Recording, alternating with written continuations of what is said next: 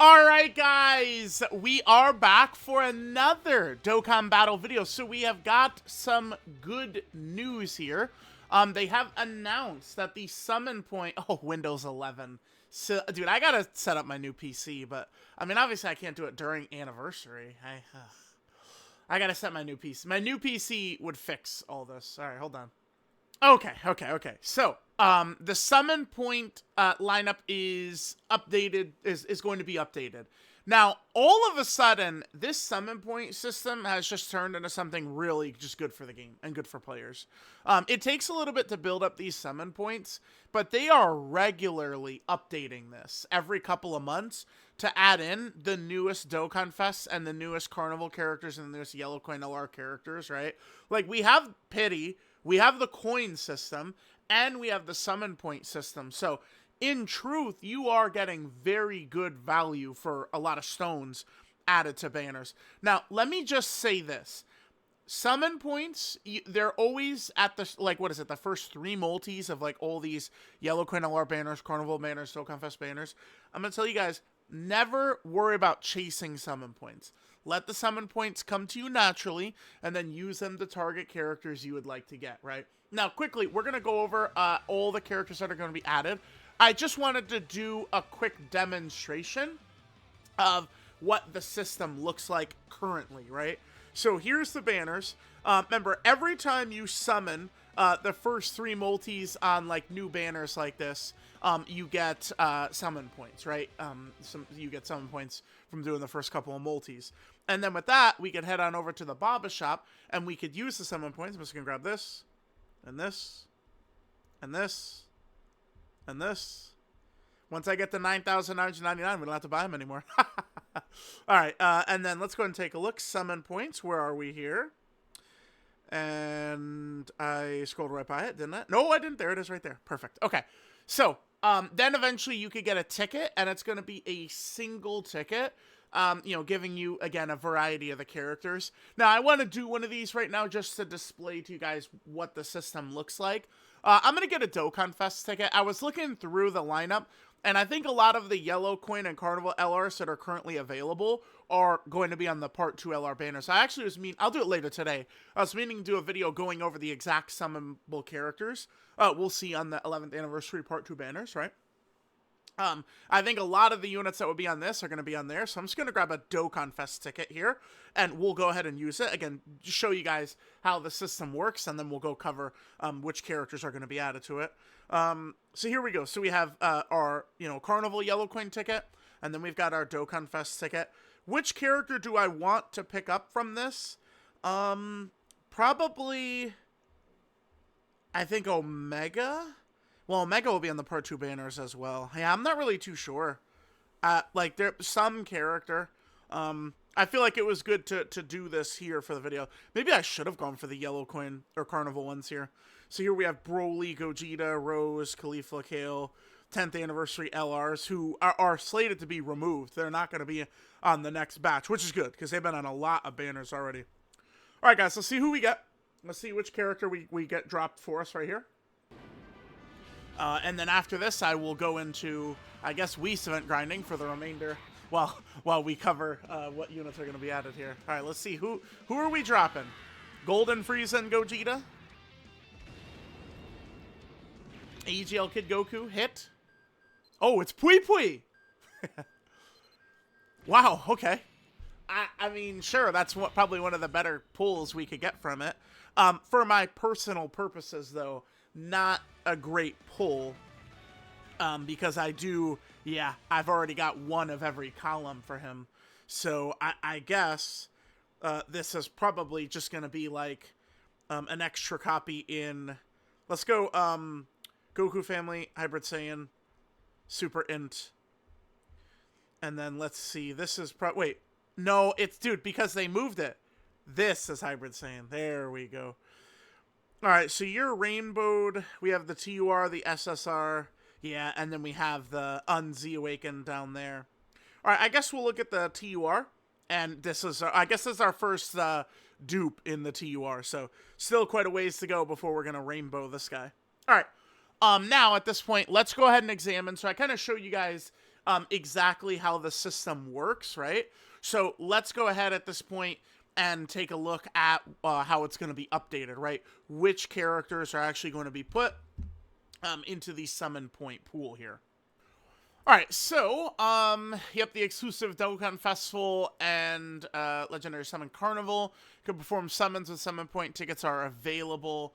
Information on the upcoming new lineups that'll be available on March 6th.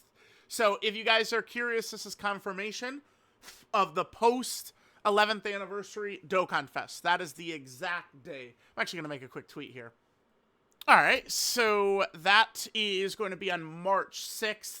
I assume that would be something small, like we'd get like, like Dokkan Fest Zarbon or something like that as kind of like anniversary cooldown would be my guess.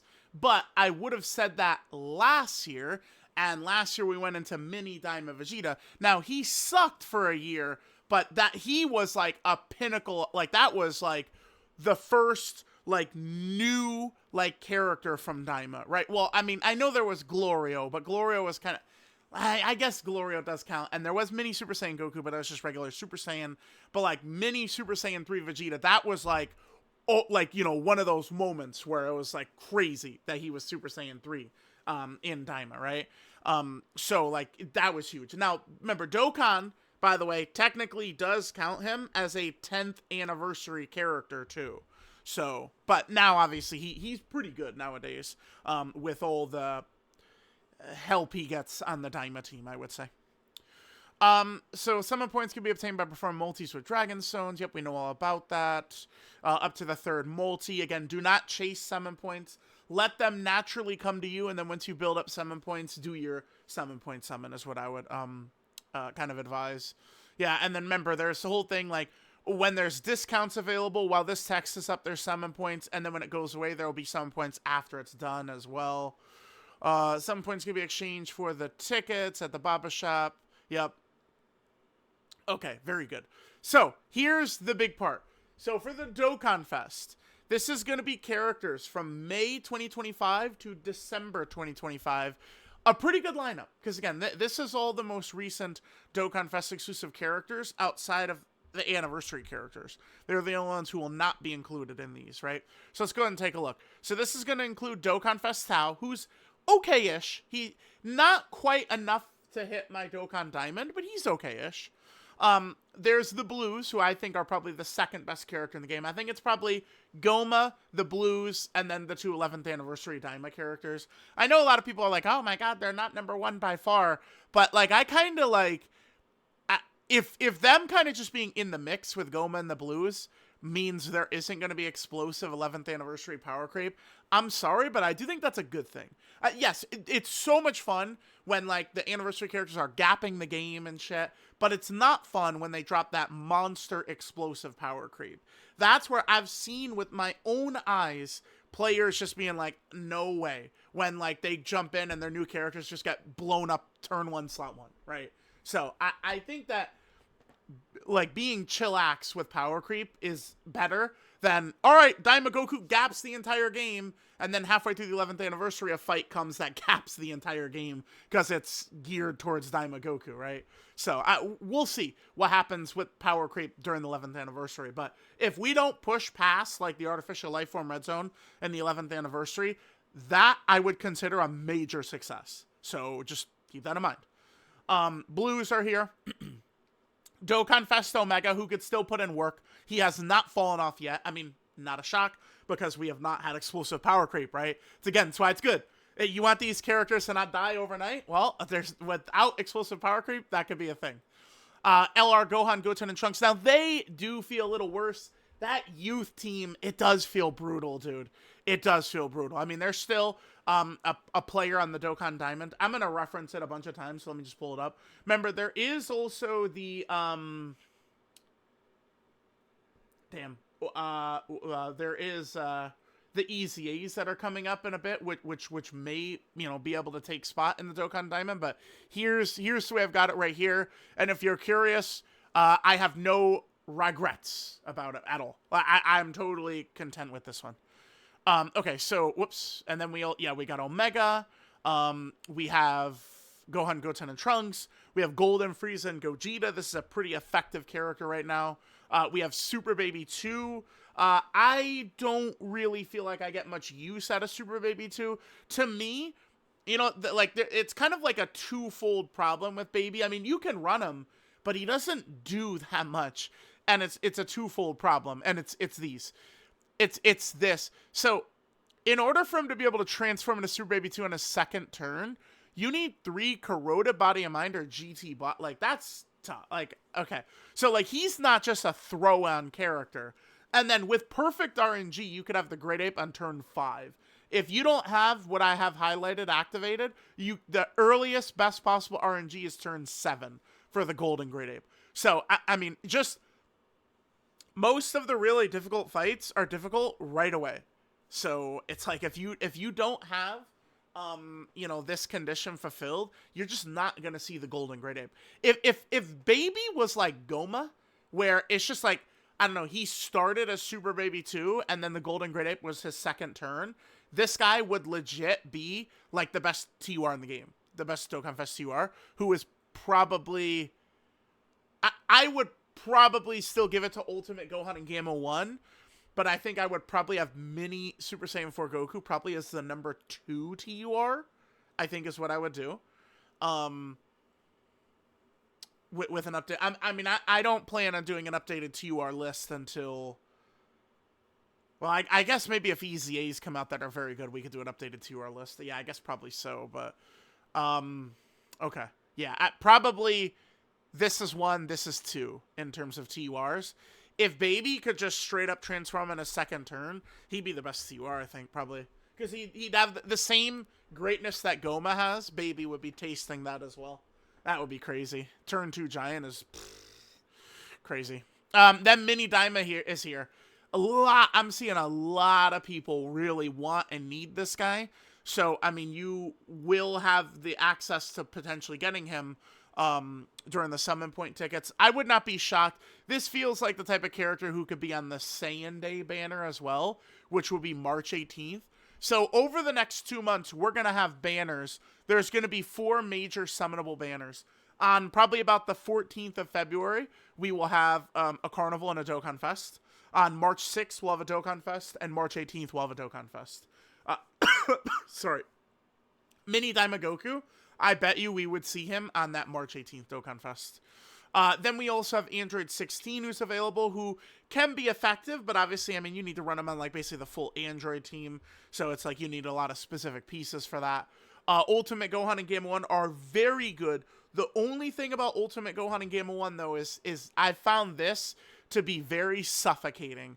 I've mentioned this many times. There are restrictions you can feel and restrictions you don't really feel. This is a restriction you fucking feel, right? I would use this character so much more if they didn't have this shit, man. You feel this so much. I mean, they're a demon on the full superhero team, but, I mean, it's, you know, there's a lot of mixed setups right now. Diamond characters, plus super characters, plus DBZ characters, right? Like, so that one's kind of brutal. And then Gamma 2 and Piccolo. And it's funny, I feel like I use this character more than this character. Why? Because this character doesn't have category restrictions, right? Like, it's just, there's a lot of value in not having needless, tiresome category restrictions. A lot of value in that.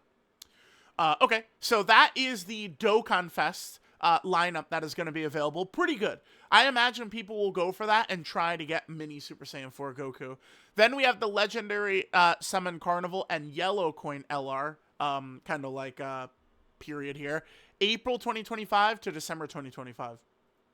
So, we have LR PyCon, worthless.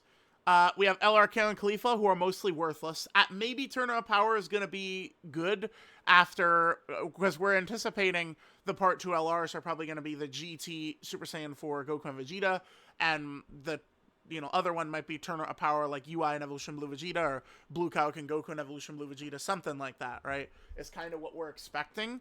So, I mean, maybe that will be good for Kalen Khalifa. We'll see. But, I mean, they're not very good unless that character is going to be able to revive the category or something somehow. Then there's LRTN, who's okay. I mean, he's an okay character. I wouldn't really say good or bad at this point.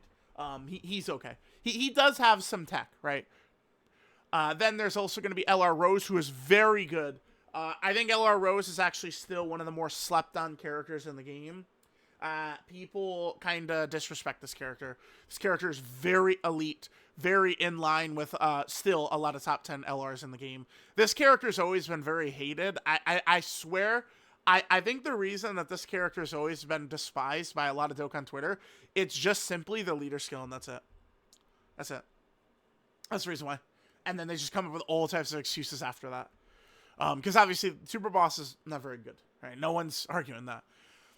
Then we have Super Saiyan 4 Gogeta, who, I mean, I also now do see quite a bit of slander for this guy when he's still a demonic presence. I mean, Super Saiyan 4 Gogeta will go in there, and he will put his dick on the boss's foreheads.